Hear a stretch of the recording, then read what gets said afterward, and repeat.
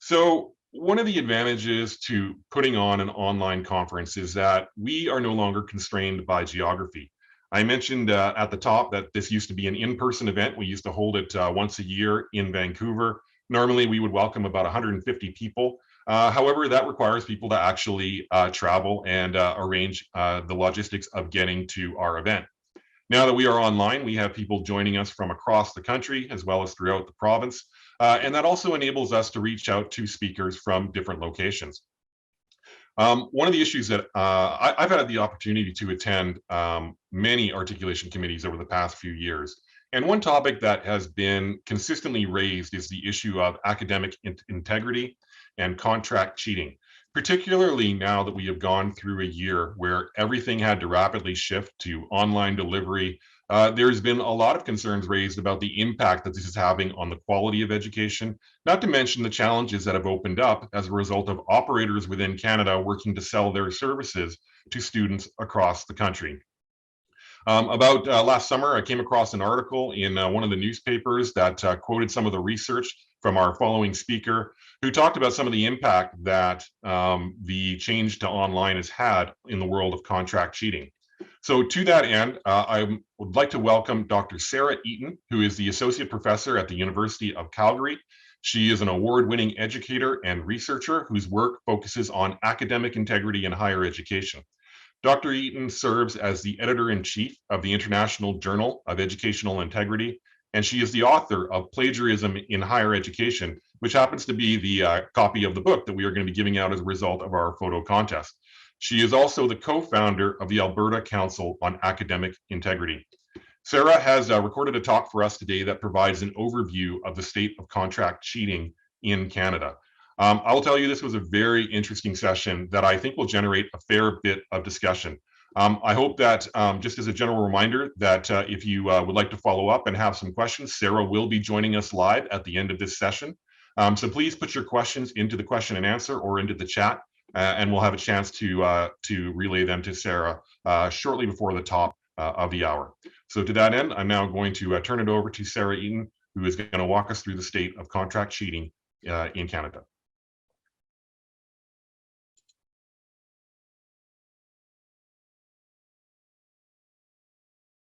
Welcome to Contract Cheating and Degree Fraud in Canada, what we know and what we can do about it.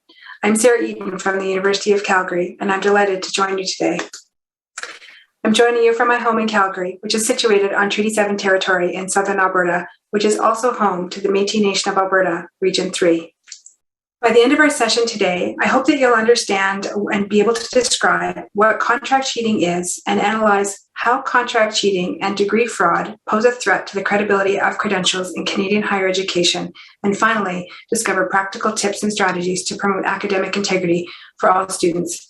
And in the interest of transparency, I wanted to let you know that I have presented some of this content previously, and I wanted to give a special shout out to my research partner, Jamie Carmichael from Carleton University, who's working with me on a project on degree fraud and fake credentials in Canada. In terms of my background, I'm an associate professor of education at the University of Calgary, where I also hold the inaugural role of educational leader in residence through the Taylor Institute of Teaching and Learning. My research program focuses on ethics and integrity in higher education with a focus on Canada, including degree fraud and corruption in higher education.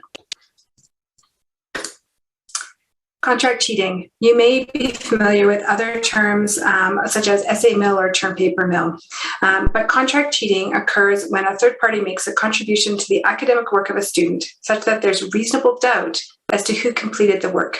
This definition is from Draper and Newton in 2017, has been widely adopted around the world as a standard definition of contract cheating. Basically, as educators, we have a contract, an unspoken contract with our students that when we teach and they learn, we're dealing directly with one another.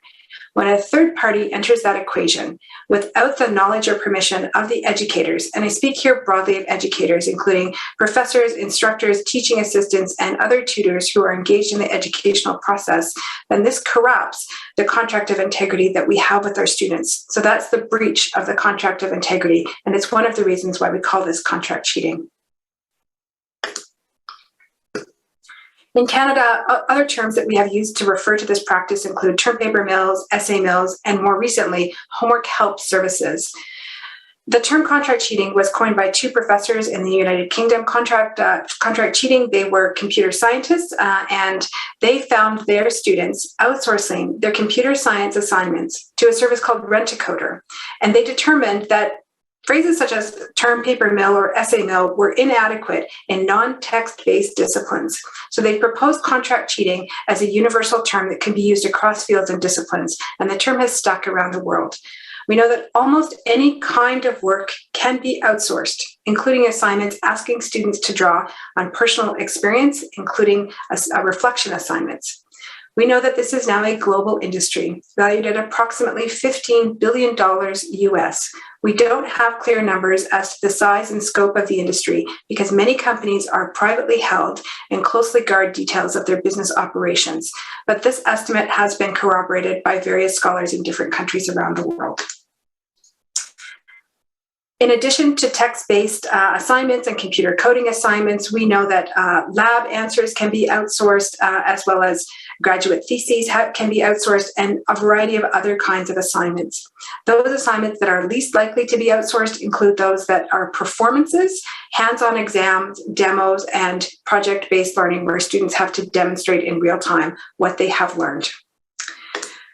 In terms of the prevalence of this, we don't have clear data on this. No one has clear data on this anywhere in the world. However, a meta-analysis conducted by two Australian researchers, Guy Curtis and Joe Clare, in 2017 resulted in an analysis of over 1,300 data points from studies around the world in which they were able to estimate that about 3.5% of students engage in this practice, though with some variations across disciplines and countries. Of particular note is that they noted that about 2/3 of students who engage with a contract cheating company once are likely to do so on a repeated basis. One of the authors of that study, Guy Curtis, has worked more recently with colleagues in Australia to conduct new research just released in 2021 with data collected during the COVID-19 pandemic that shows that their original estimates from 2017 are probably now inaccurate, and they're suggesting that during the pandemic, the contract cheating may have increased by up to 4 times of what they originally predicted. Although those estimates are only for Australia, it is reasonable to assume that if that's what's happening in Australia, it is likely that it is also happening in other countries, particularly those where English isn't the primary language of instruction. But let's go back to that 3.5% estimate and look at rates in Canada. I was able to create a model by taking that 3.5% estimate from Curtis and Clare in 2017 and mapping it to Statistics Canada data for post-secondary enrollments at both colleges and universities in Canada, using the most recently available data that we have from 2018-2019. We know that there's over 1.6 million students enrolled full-time in our programs, about 500,000 students enrolled part-time in our programs, for about 2.1 million overall. And looking at 3.5% of that, it is reasonable to assume that prior to the pandemic, more than 75,000 students in Canada were engaging with commercial academic outsourcing companies. And if we look at Curtis and Clare's estimate of 4 times that during the pandemic, and we extrapolate, we can estimate that about 250,000 of our students are now engaging with these companies. If you're at the point where you're getting angry about the students' behavior, don't blame it entirely on them, because we know that the marketing practices of these companies are sophisticated and aggressive. These companies have been reaching out to our students in social media platforms where people like me don't generally hang out. You can find me on Twitter, LinkedIn, and Facebook, but these companies are approaching our students on platforms where they hang out: Instagram, TikTok, YouTube. And if you've been in a situation where you've seen flyers on your campuses, on classrooms and in labs, inviting students to engage with homework help companies, you will know that during the pandemic, those flyers moved into our communities. And on the right-hand side of the slide is a photograph taken by a colleague of mine at the University of Calgary in the early days of the pandemic, showing contract cheating companies offering students services through a poster that was taped to a light pole outside. You'll notice that all of the phone number tabs on the bottom had been ripped off by the time my colleague walked past the light post. What you might not be able to see is that the companies will also take payment in forms of credit card or PayPal. This becomes important when we think about another aspect of this business, which is the dark side of contract cheating companies. We know that some companies will engage in an additional practice of extorting students for more money after they've submitted their initial order. Here's how it works. After the student has placed their online order and given their credit card number to the company will continue to charge the student's credit card after the order has been placed.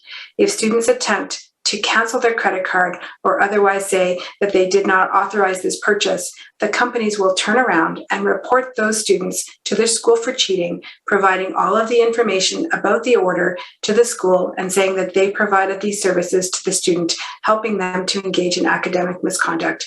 This becomes a form of punishment for those students who refuse to engage in the extortion process. Students are largely unaware that this is a risk to them by engaging with these companies even once. And colleagues in Australia have researched this and published an academic paper showing that by and large, students are oblivious to these risks to them.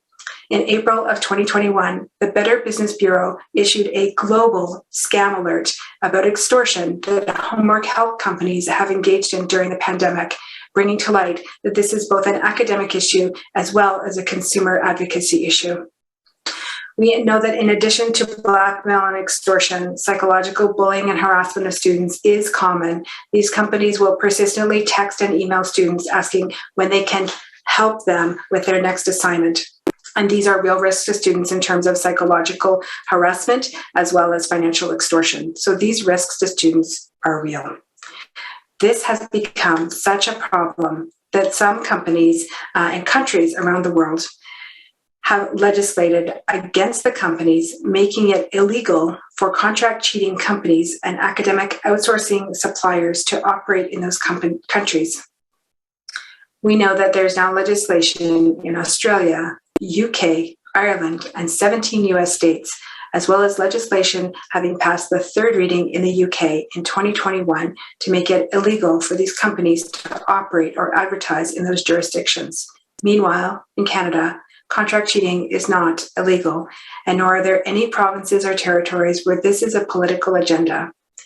But it is reasonable to anticipate that as other jurisdictions make it more difficult for companies to operate there, those companies will turn their attention to countries where they can operate more easily and without interference, with Canada being among those that are at the top of the list.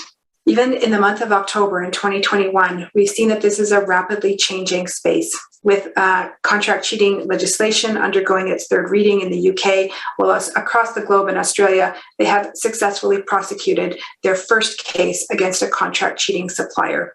So this has all happened within one calendar month in 2021. So we're seeing that countries are taking drastic action against contract cheating, but that hasn't been the case in Canada.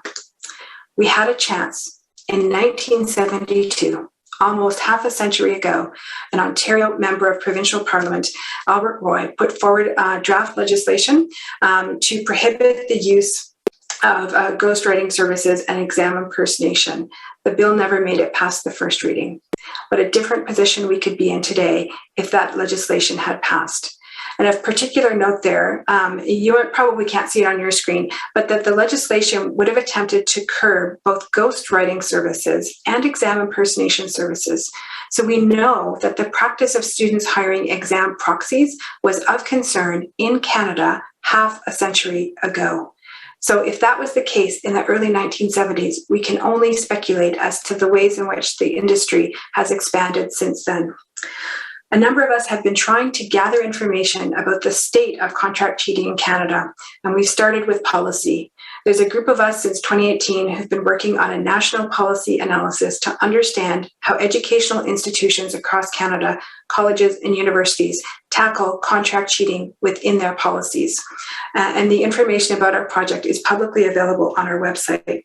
Results from our national policy analysis in Canada have shown that after investigating the policies of 80 academic institutions in various provinces across Canada, that contract cheating is largely not mentioned in college or university policies, with only 2 universities in Canada, Ryerson University in Toronto and MacEwan University in Edmonton, along with Sheridan College, also in Ontario, actually naming contract cheating in their policies. And very troubling for us is that, by and large, Canadian higher education institutions, although they produce annual reports on academic misconduct, we have no systems or mechanisms to track the prevalence of contract cheating in our own institutions, because typically what's tracked and reported in those documents are the kinds of behaviors that are named in our policy documents. So in other words, we're not collecting information on this in Canada because contract cheating is not even named in our own policy documents. So it's not that contract cheating isn't happening in Canada, it's that we don't have any way to track it within our institutions. And so far, there's been very little research conducted by academic scholars. So a key message here is that we cannot solve a problem that we don't even name. So this is contract cheating in the sense of students outsourcing their assignments to third-party providers. Then there are those who circumvent the entire educational process itself. In a study I've been conducting with a colleague at Carleton University, whom I mentioned earlier, Jamie Carmichael, we've undertaken a project to understand the extent of fake degrees and fraudulent credentials where individuals don't even attend the institutions. This started for us as a webinar in 2020, where we wanted to explore this topic at a high level. And we wanted to understand the notion of diploma mills in Canada and its extent. We found very, very little information that was publicly available about this in Canada. And we realized that most of the information that was available to us as scholars and individuals working in Canadian higher education was mainly from media reports. So we wanted to start collecting some empirical data. We initiated our own survey where we surveyed faculty and staff, professional staff, often registrarial staff at Canadian post-secondary institutions. We've had only 100 responses, so we consider this a pilot study so far. Of those who responded, fewer than half indicated that they were confident detecting fake documents, such as those presented in student application forms at the time of admission. And even though just over 2/3 claimed that they had received training, 87% stated that they don't use an evaluation service to verify documents. This in itself indicates to us that the admission documents of students applying to Canada, or prospective students applying to Canadian institutions, we have very little way to verify those credentials in a consistent way across Canada. And in terms of why respondents didn't engage further in verifying the credentials of prospective applicants, the number one thing that came back to us was workload. That many of the respondents who work in our admissions offices across Canadian colleges and universities have too high of a workload to pay enough attention to the prospect of fake degrees coming in through applicants. And almost 80% indicated that additional resources would help them in ensuring that applicants actually hold the credentials that they say they hold at the time of application. And the topic of admission change was frequently discussed amongst peers, and this meant that changes were needed in the processes and systems regarding admissions in Canada.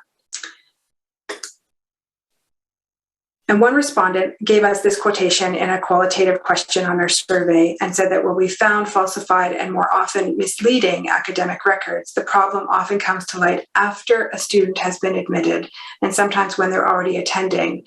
And they have applicants complete personal profiles, but we have few tools to determine the extent to whether the writer has been coached or if the applicant was really the author. So this speaks to contract cheating, for example, of admissions essays that are still common in some of our medical schools and other programs where students need to submit an essay or a statement of purpose as part of their application form. We have no way of knowing if the person who wrote those admissions essays or personal statement is actually the applicant. And in terms of our additional findings around this, 89% of our respondents found that they had cases of degree fraud or fake credentials in their schools. And remember, all of our respondents just about were in Canada. And you can see the further breakdown of these cases on the slide. But this should be alarming to us and point to the need for better security around admissions in Canadian higher education. And you can see some other concerns raised by survey respondents with regards to security and digitization identified as a way forward. In other words, blockchain as a way of verifying student credentials at the time of application. One barrier to blockchain is the accessibility of this, particularly in terms of financial accessibility, and that blockchain remains an expensive option for many of our post-secondary institutions. And adoption in terms of providing training was noted as an additional barrier by our survey respondents. So although blockchain presents an option, it's not necessarily feasible at this time because we lack the financial resources in Canada and training opportunities for staff in post-secondary institutions. So after having conducted this study, Jamie and I decided that we needed to bring this to light on an even higher level. So we have signed a book contract with Springer to present an edited book on this topic. We are just in the process right now of getting those chapters in. We have chapters from all over the world on the topic of fake degrees and fraudulent credentials, including authors from Europe and the United States and Canada, including both professionals and scholars, because we wanted to bring light that this is not something that's only of concern in Canada, but also around the world. And we also have contributions from individuals who have worked in law enforcement to tackle this issue in their countries. We know that this is a big issue that has not been discussed in any of our academic circles to the extent that it needs to be. This is compromising the integrity of the credentials awarded by institutions, but also for students applying for programs. We lack in Canada adequate means to ensure that applicants who are applying actually have the credentials that they say they have.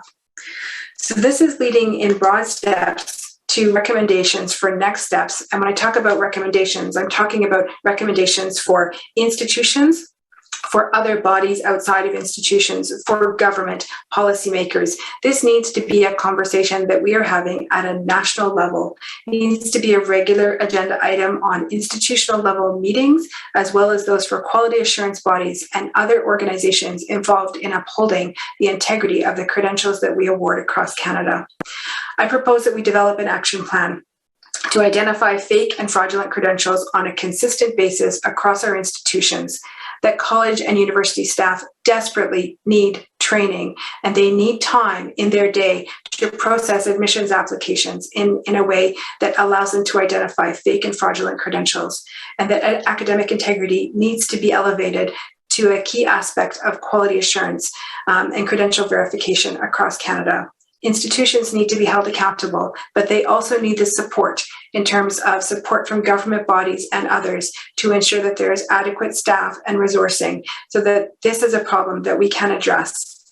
And ultimately, we need to lobby the government for better legislation against contract cheating, as well as fake and fraudulent degrees. Thank you for your time.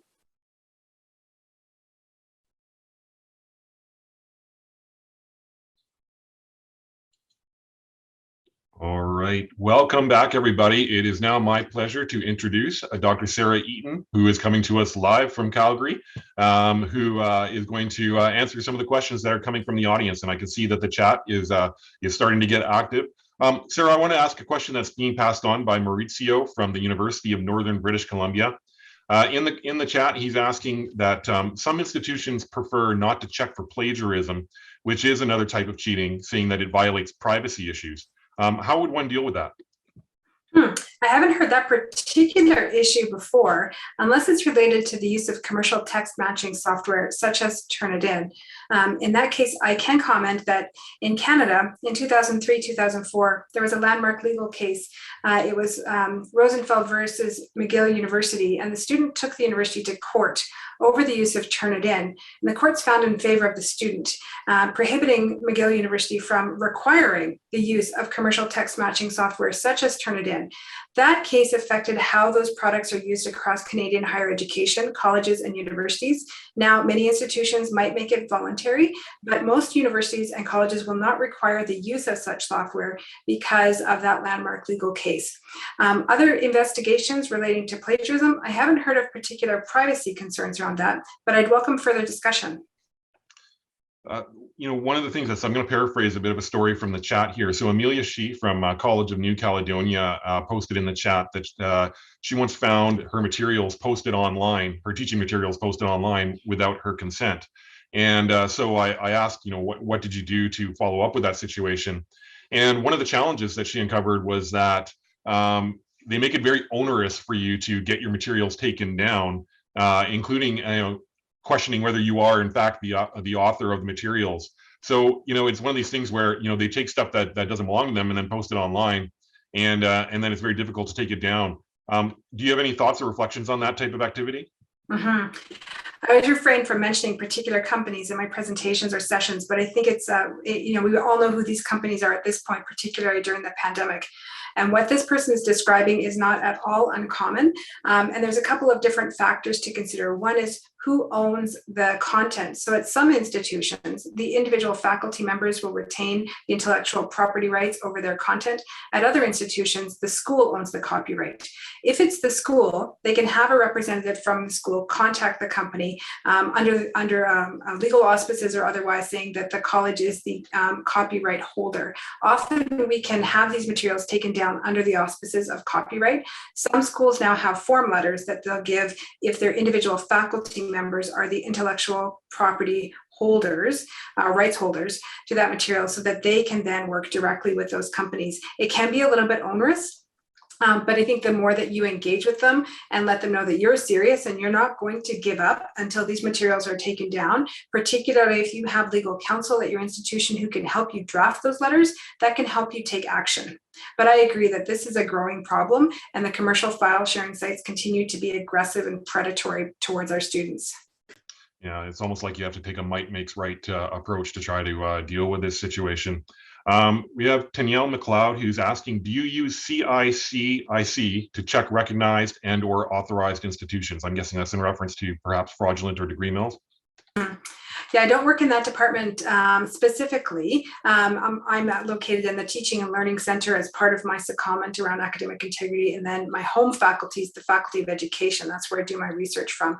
I know that there are centralized services provincially and nationally that are engaging in broader conversations about how to verify credentials of our students. And I appreciate that we're engaging in these conversations, because I think that really this is a conversation that we need to have at the national and provincial levels about how to ensure the security of the credentials that are awarded, and that we can cross-reference better across institutions across Canada. So I appreciate the question a lot.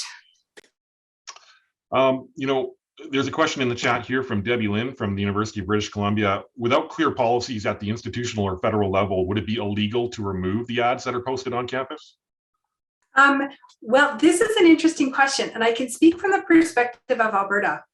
And we had a mandate come down from our provincial government maybe a year and a half, 2 years ago, and it was around freedom of speech policies. If you remember, maybe 2 years ago or so, there was more activity just even in social arenas and on US campuses. And there was something called the Chicago Principles around free speech. And in Alberta, our government mandated that every post-secondary institution needed to have a statement on free expression that would provide oversight for things like protests on campus. But there was an absolutely beautiful little clause in there that gave us a lot of leeway to take action against those flyers that are placed in our classrooms. And that was that the university had the right to terminate communications or communications activity that disrupted the normal functioning of the institution.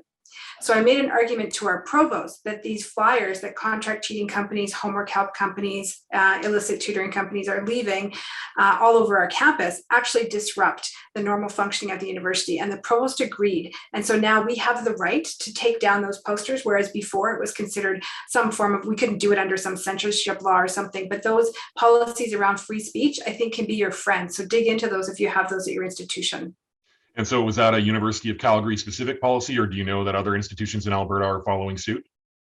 all of the post-secondary institutions in Alberta, certainly the universities, were required to draft a statement on free expression based on the Chicago principles. So all the universities now have that agency. I just don't know if we know about that beautiful little loophole that's in there that now gives us, not only rights, but responsibilities that we didn't necessarily have before. And I don't think that was the intention of these statements on free expression, but it really has worked in our favor to help promote academic integrity on our campus.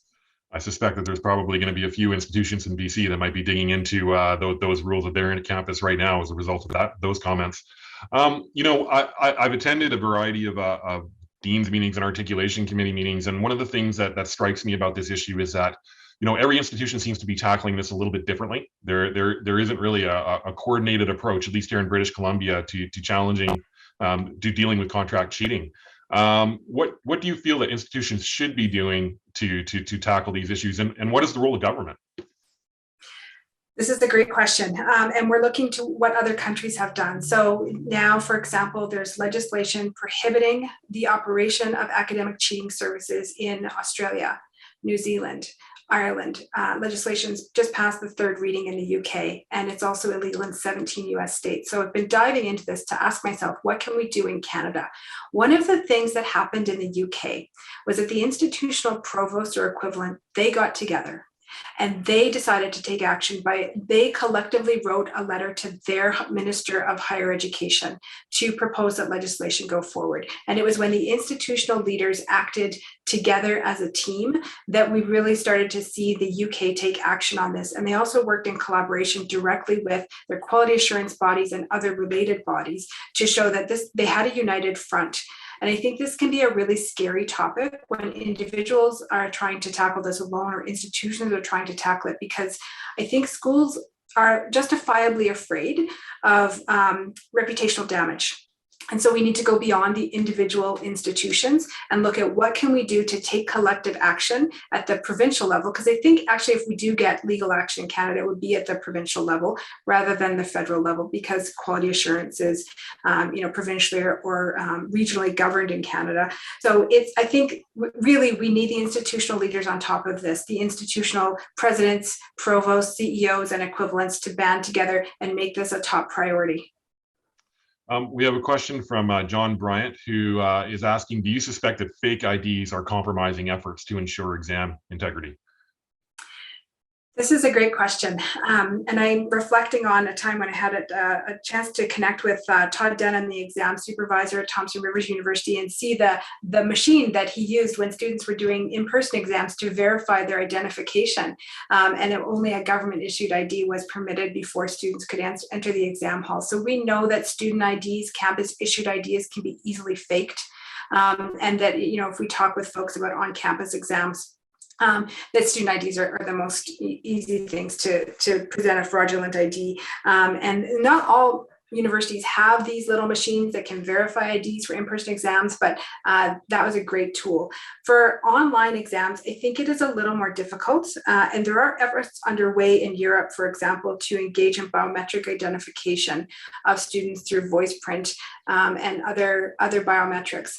And I think that there might be some ethical complexities around that, but it's certainly worth considering to ensure the security of our assessments for our students. I think this is a big conversation, and we've yet to catch up with colleagues in Europe who are digging deeper into these questions, particularly in environments that are focused on online delivery. Another question here from the audience. Yasser Abdel Rahim, I hope I pronounced your name correctly. For creative work such as graphic design assignments, how can you deal with this type of cheating if there's no real software tool to help? You mentioned Turnitin a little bit earlier, which is, can break down text and compare it against known works. But what about creative works?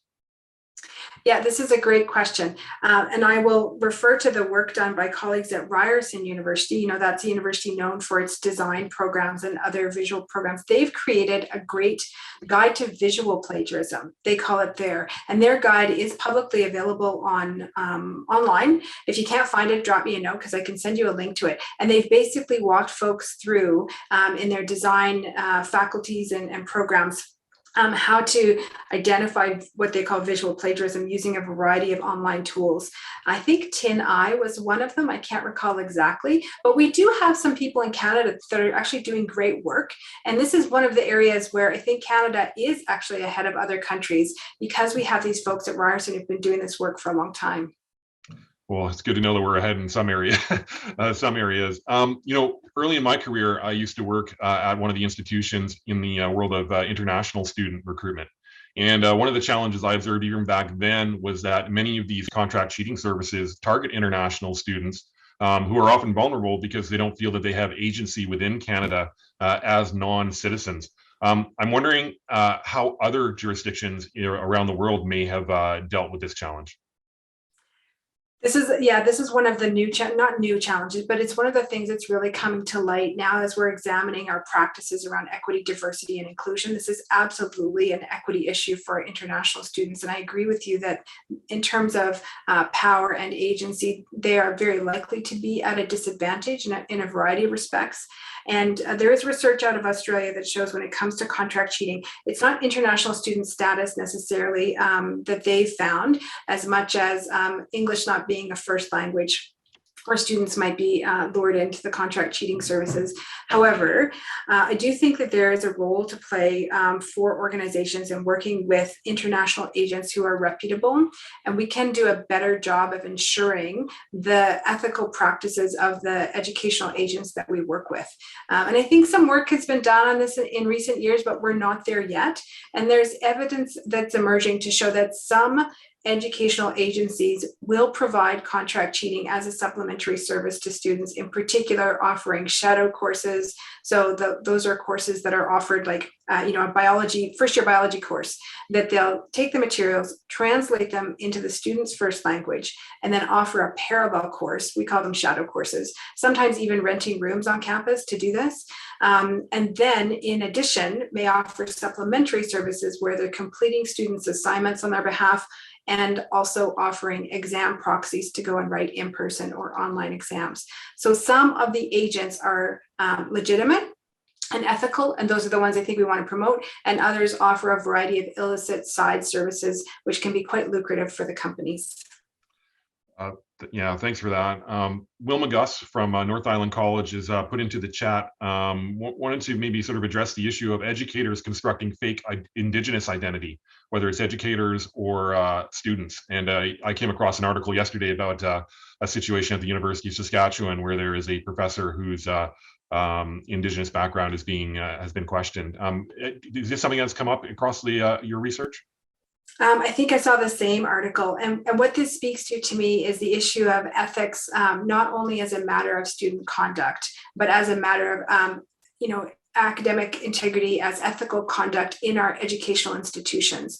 So I always think about those wraparound approaches where students have responsibility, professors, faculty, staff, we all have responsibilities, and certainly these questions are ethical questions on a broad scope. And I often say to my colleagues, look, we need to be the ones setting the example for our students in terms of our ethical conduct. So when we do things as professors like recycle the same test for 20 years, students see that as unethical, largely, and that's been shown through a variety of research. Students want us to be engaged and actively in making good decisions that support their learning. So all of these decisions around ethical conduct are ones I think that stretch way beyond student conduct. You mentioned I honestly could not believe it when we were doing the recording when you mentioned that the first attempt to introduce legislation came in Ontario in 1972. And you effectively said that it didn't get past first reading and they more or less laughed when it was first introduced. A couple of weeks ago, it was Academic Integrity Week. And next year, in 2022, will mark the 50-year anniversary of that somewhat unfortunate milestone for the first attempt to introduce legislation. I understand that there's going to be some events to help commemorate this anniversary. I wonder if you might want to tell the audience a little bit more about that. Yeah, thanks for bringing this up. Yeah, when we found that there had been this attempt at legislation in Ontario, it was amazing for me because I'd been working in the contract cheating space for several years before I found out about this attempt. And so to me, even though that attempt failed, it's not insignificant because it shows that there was interest. And I read the original Hansard from that sitting of the legislature and found that there were two components to the proposed bill. One was against what we would call contract cheating services today. At the time, it was around ghostwritten academic work. That was one part. The other part was around exam proxies. So even 50 years ago, this was important enough of an issue that a member of the provincial parliament brought it forward for consideration. So these are not new issues. This did not start during COVID-19. This has been going on for decades. And this is one of the reasons that they have this legislation. You know, some of the US states, they started with it back in the 70s. They were the first ones. I think that this is a point that we can leverage to say, you know, how different would it have been in Canada if we'd gotten this legislation, and what can we do about it now?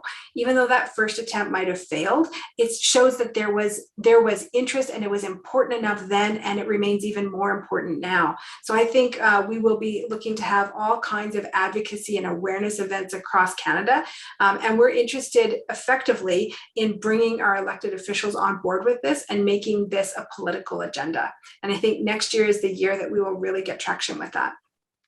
You have mentioned Australia as an example of a country that has taken this issue very seriously.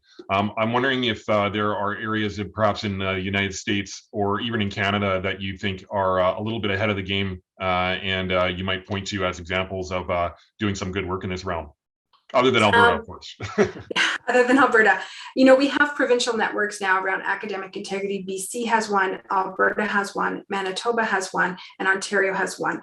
Well, something I've observed with the work that I've done is in other jurisdictions, quality assurance bodies have taken up this work in terms of education, advocacy, and professional development, and also being supporters of legislation.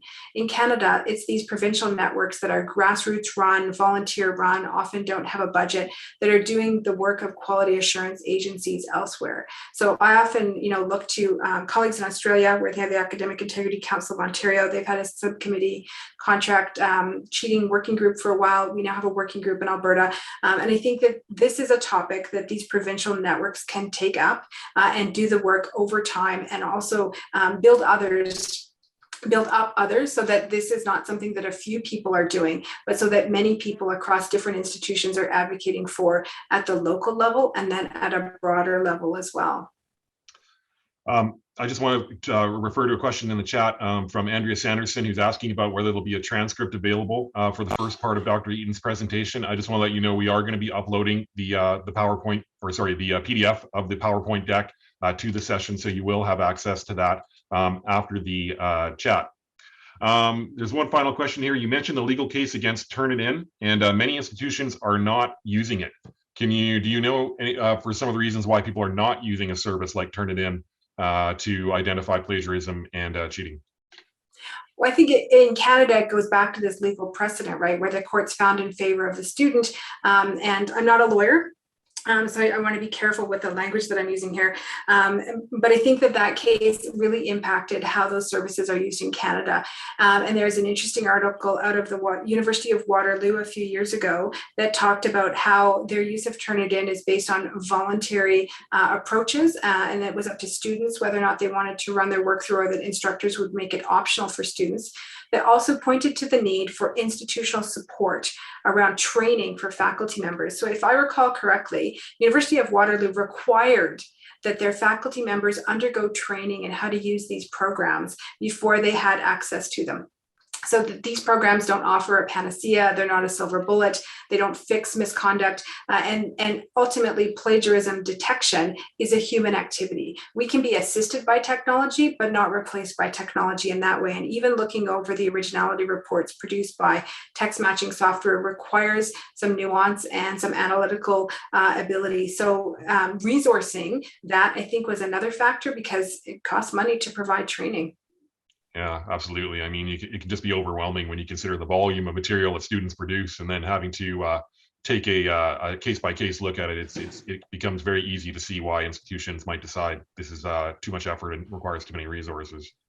And frankly, there's a lot of video hacks available online for students on how to get around these text matching softwares. So I think it's another indication that taking an educational approach for students is a valuable way to go forward, because students can also hack the technology.